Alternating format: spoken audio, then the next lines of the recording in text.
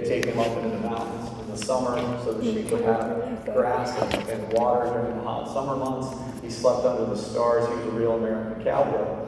But he recognized the importance of getting his education, and he befriended a professor who was at Weber State University, which was a 2-year college at the time, right there in Ogden, Utah. And he convinced that professor to make a bet on him and to sponsor him to enter into Weber State University so he could get his 2-year associate's degree at the university. He then went on to the University of Utah, where he graduated, got his 4-year degree. He got his bachelor's there, met my grandmother. They packed up their Model T Ford and drove 2,100 miles across the United States over 11 days with about $150 in their pocket, and opened up a 9-seat root beer stand in Washington, D.C. on a $2,000 loan that he had taken out from the bank. And their dream really began.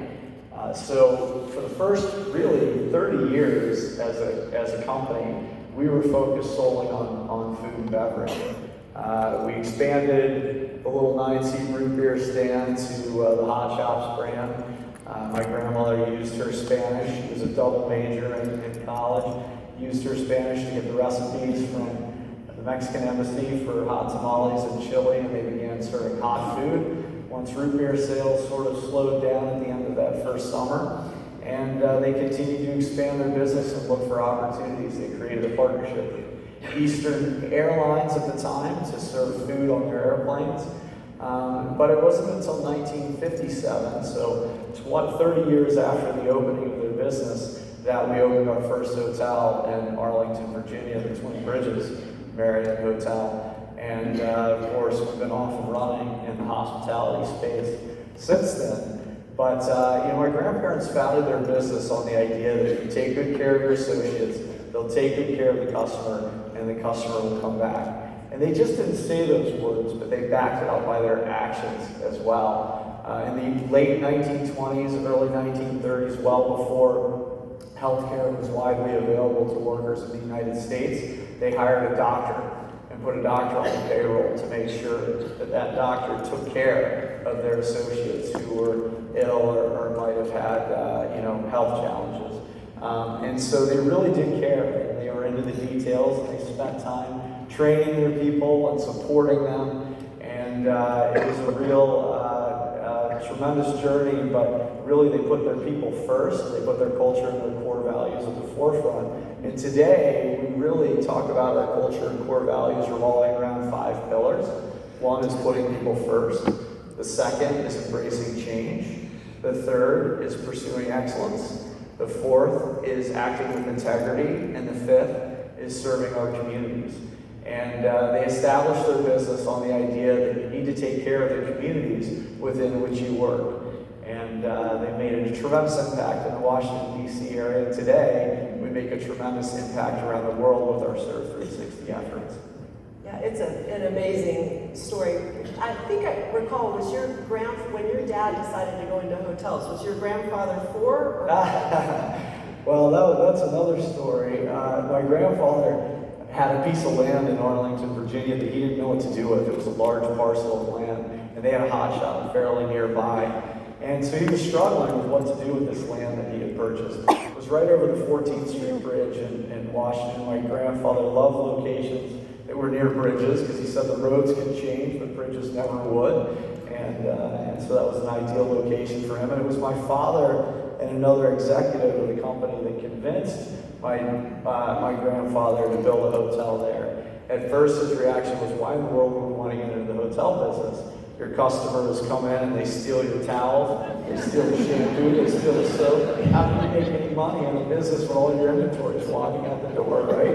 And but he convinced him, and he convinced him to allow him to oversee that hotel as well, and we were off and running. Here we are, 8,000 hotels later. Yeah, 8,500 hotels later, 138 countries later, and about 750,000 people around the globe wearing a Marriott name badge. Yep.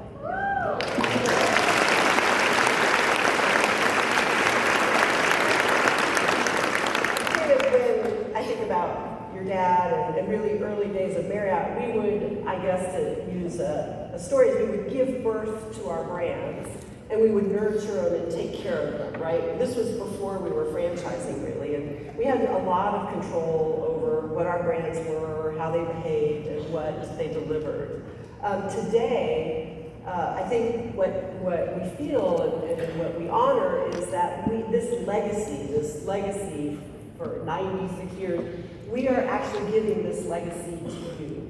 And for us, there's a lot of responsibility in making sure that we hand it over to you properly, but we also hope and pray that you'll take great care of our babies, right? Because really all we have is brands, and we rely on you incredibly to keep all of these years and years of culture and reputation alive. So David, let's talk about Marriott's culture, because when Aimbridge wins, Marriott wins. Our futures and our brands and our guests, they're all intertwined. So how can the Aimbridge team be good stewards of our brands and our cultures and our reputation? It took all of this time to get this incredible reputation. I think we've all heard reputations are hard to build but easy to crumble. So how can everyone in this room help us to keep these brands vibrant and alive? Well, we feel at Marriott that our culture and our core values is our biggest competitive advantage. There's no other company within our industry that has family involvement like we do at Marriott. It was born from a family that created a set of core values and a culture that is authentic and real today, and that we continue to steward over as an organization and as a company. But you point out so well, Karen, that as we've grown, we've had to grow with partners. And it's important as we look at and choose partners that we align ourselves with companies, with partners that share a common set of core values and a similar culture. And that's what's so exciting about Aimbridge, is that you have your own unique culture, the Aimbridge way. And my grandparents didn't invent the set of core values that I touched on and talked about, and we continue to steward over today. These are core values that exist throughout the world, but these are the values that they chose to embrace. And any culture or any company can have a strong culture and set of core values that they align themselves with and grab onto. But in many ways, because you represent Marriott, you represent our brands in running your hotels, you are also stewards of that culture and the core values that were established by my grandparents, because our customers expect a certain service delivery when they walk in to the doors of a Marriott product. And you have the opportunity to keep the culture and core values of Aimbridge and Marriott alive and at the forefront of your properties as you engage with your associates and as you engage with your customers when they enter into the buildings in which you run. I've always said, Karen, as I travel, that our general managers, whether they work for the managed organization for Marriott or a franchise organization, are the most important leaders in the industry. They're the most important leaders within the Marriott family of brands. You have the opportunity to be the CEOs, the leaders of your hotels, and your sales leaders and top line leaders who are here today have the opportunity to drive the top line, to provide opportunity for your people so that they can continue to come in and work and engage and make a living. And my father, he would tell you, if he were here today, that the thing he is most proud of in his more than 66 plus year career within the industry is the opportunities that we've been able to provide for our people. And I know we'll talk a little bit more about that as we have our conversation, but opportunity is critical, and that's really what this is all about. It's really what American business is all about, is providing opportunity for people to learn, grow, and have real careers, not just a job. Yeah, and we talk, this reputation, it's precious, very, very precious, and something to take good care of. And this room to us is critical. If you think all of you in this room represent 8% of our guest satisfaction surveys. 8%, that's a big number. Our reputation, 8% of our reputation is in this room. So this room is critical to us. This is why we're here. This is why we're so invested in it. We cannot win if you don't win. You can't win if we don't win. But please know the responsibility that we mutually share around keeping our reputation alive and well, because it is very hard to restore a reputation. Yeah, that's exactly right. And it is a true partnership. Another thing that my dad talks about is success is never final. And so, you know, if you think you're doing well, you need to stretch yourself and do even better. And we need to get to 8,500 hotels around the globe with sitting on our laurels and being satisfied. Getting pennies and minis. That's exactly right. All right. Well, I always enjoy seeing your dad. I do remember hotel visits when he would pay close attention to detail. I remember he walked me around to my hotel once and pointed out gum and grout, and he talked to me about the importance of the arrival experience. And he knew that little things mattered to customers. The other thing that I always noticed how he looked at his GMs is he always paid attention to see whether we knew our associates' names. Right? He always said, Karen, you know your associates' names. Like, I think that was a measure of how invested the GM was in their teams, and making sure that GMs felt comfortable that associates felt comfortable in sharing their lives with them. And he's just been an amazing mentor and advisor to me. Can you share with this group what it was like to grow up in the business, and what lessons you take from your father and your grandfather's leadership ways? Well, my first job, as Mike touched on, was washing dishes at the Bethesda Marriott, and at the age of 15. So I've really been around the business my whole life, and I've observed my dad and my grandfather and how they engage with associates. And you're exactly right, Karen. He would watch the eyes of the general managers to see if they would have to look at the name tag of their people as he was getting introduced to them. And that was always a way in which he could tell how engaged that general manager was. But I think from both of them, my grandfather and my dad, my dad would tell you that he's not often the smartest person in the room, but I can tell you that he is the hardest working person in every room he has ever entered. And through hard work, this company has become what it has become, through hard work, through care, and through attention to detail. And it's a true honor and a privilege. It's very humbling to be just the third chairman in our company's 96-year history, and to continue to carry that cultural torch for our organization. But I remember when my grandfather, hearing a story of when my grandfather was visiting one of the early hotels, probably in the late 1950s or early 1960s, and he was attending a bankers meeting at the hotel, and he walked in and he asked the housekeeper how she was doing, and if she needed anything or was getting the resources that she needed to do her job successfully. And she shared with my grandfather that the cafeteria wasn't run very well. The food wasn't great, and the team wasn't doing as good a job taking care of the associates as they should have in that space. And so he listened to her and obtained that feedback. Ended up being late to the bankers meeting, but for him, his priority was to engage with his associate and understand the challenges that that associate was facing on a daily basis. And I can tell you, he downloaded with the general manager after that meeting, and the cafeteria got fixed, right? And so that's the way he ran his business. That's the way he engaged with his people. I watched my father do the same. I think Tony told a story yesterday about traveling with my dad and observing my dad and his interaction with one of the stewards in the dish room in Hawaii.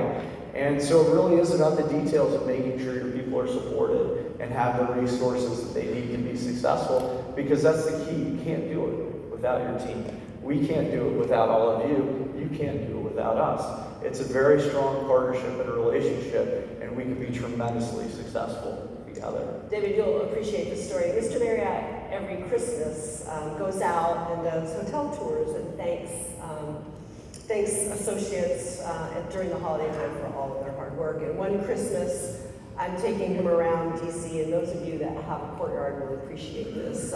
We go to a courtyard, and you'll remember the new bistro menu that came out that required you to hand-make your salad dressing. Anybody remember this? Well, Mr. Marriott goes to the kitchen, and he goes, we're hand making salad dressing in a courtyard. And he goes, we don't even do that at a Ritz-Carlton. He goes, Karen, just send me kind of some speaking notes. I won't tell anybody. Right? I'm like, sure you're not going to tell anybody, Mr. Marriott. He goes, but this isn't right. And He just had me tell everybody. Yeah, I was there. yeah, I remember that well. Like, God, am I really supposed to send Mr. Marriott like all these notes? It's going to work its way through the entire corporate building. But we're not hand making salad dressing anymore either, folks.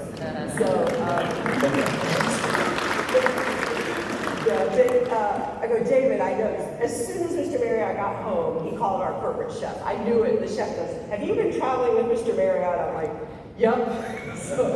But you don't ever have to be careful about what you tell Mr. Marriott. You don't ever have to be careful about what you tell David, which is awesome. And, David, you don't have to go tour 300 hotels a year either, but you do. Like just this week, Yeah, I was in San Francisco yesterday and Vancouver last week and saw about 30 different hotels this week and spent time with our leadership teams in those markets. And now it's great to be here in Vegas, and the timing couldn't be better for this conference around the announcement that we had on Monday about our partnership with MGM, which is really exciting. Yeah, really good timing. All right, Marriott launched a new people brand called B to grow and empower the global workforce. It's a wonderful way to attract and retain talent at both managed and franchised hotels, reminding all of our global associates of Marriott's investment in helping them become their best selves. What can you tell us about B?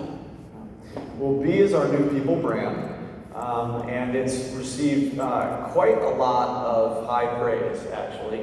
It's a way for us to really identify, help hire, retain, and develop our talent around the globe. And these resources are available to our franchise partners as well, which is wonderful. And so I encourage all of you, if you haven't, to explore the site and really become familiar with B. And it's really about, we have three pillars that we link to our B efforts. Begin, become, and believe. And I think it's something that has been really impactful for our associates.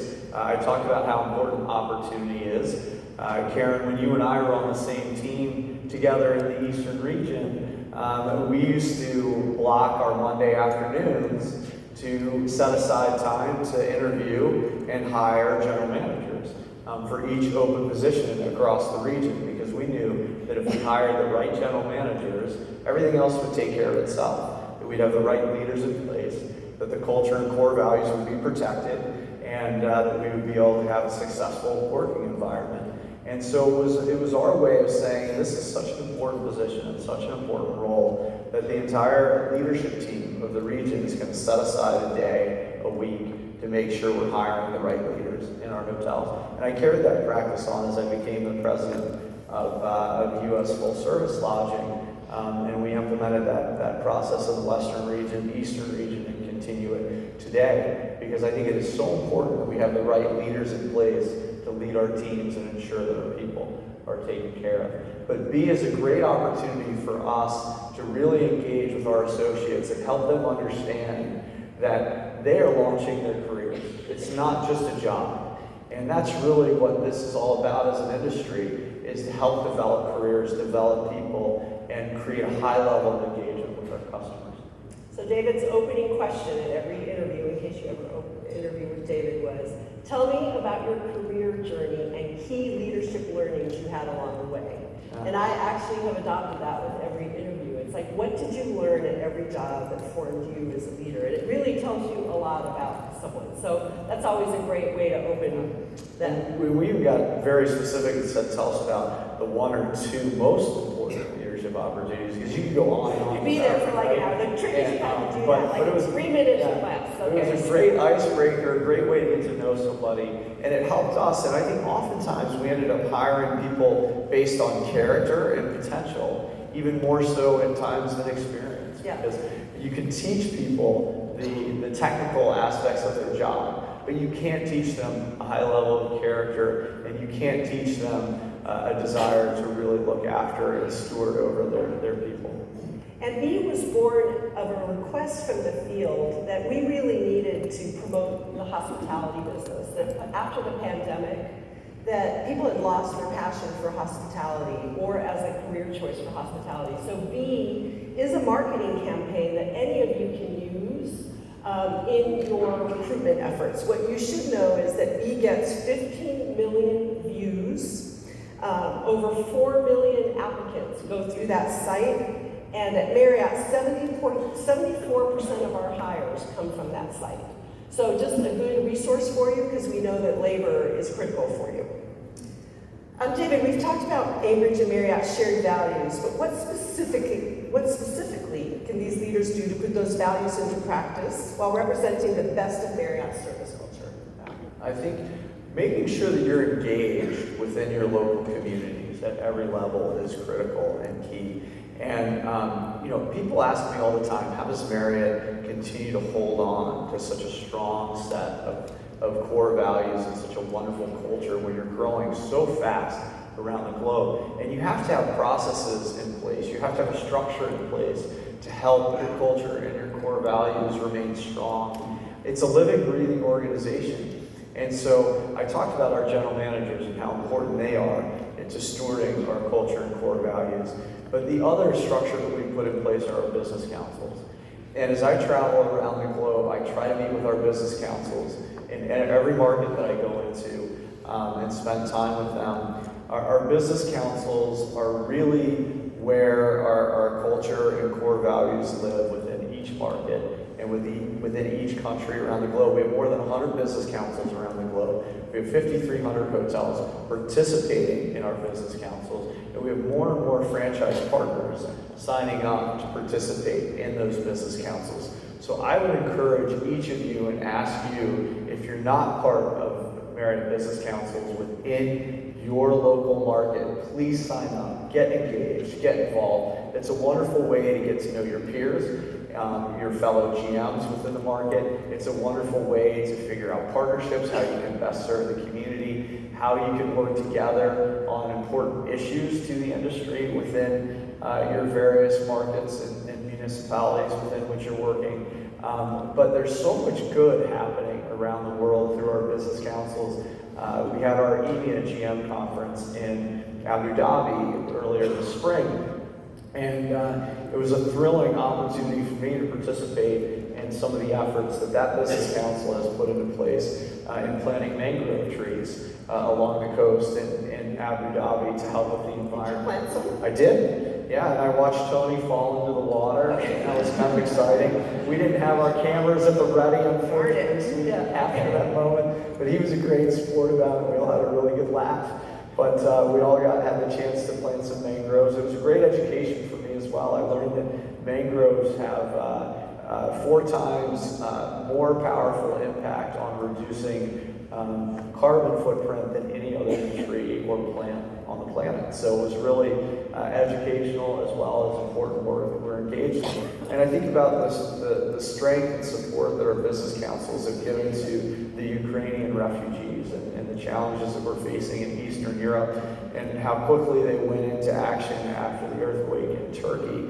And so many challenges that we face this day and age that different places in the world are continually challenged with. Our business councils can be a real support and a real support for our people as well. So business councils are an important piece of keeping the culture and core values alive. And great networking for you to Absolutely. know all of your Marriott peers in any given market. It's really amazing. I used to be on the DC Business Council, and my job was I was the cultural chair, and so we would do the awards of excellence, the local awards of excellence. And it was like the most heartwarming event ever. So if you have an opportunity to participate in that, please do. But take a minute and see where your business councils are, and please take some time to join if you can. Yeah, and so honestly, if you don't take anything else away from today, please go back and join your business council if you're not a member already. Well, David, our time is coming due. Any final words that you want to give this team? Any pearls of wisdom? Well, I just want to thank you. I want to thank you for your hard work, for your efforts, for stewarding our Marriott brands, for taking care of your associates and your people and giving them opportunities to grow their careers. Thank you for your leadership. Thank you for your engagement. And it's a real thrill for me to be here today to talk about partnership, because as we continue to grow as an organization, those partnerships become even more and more important, and you truly are an extension of our core values and our culture. So thank you for having me. I want to thank Aimbridge for inviting me today. It's been a real honor and a pleasure to be with all of you, and I really appreciate the partnership and the support and help that you give us into growing our footprint around the globe and taking care of our customers. So thank you, and Karen, thank you.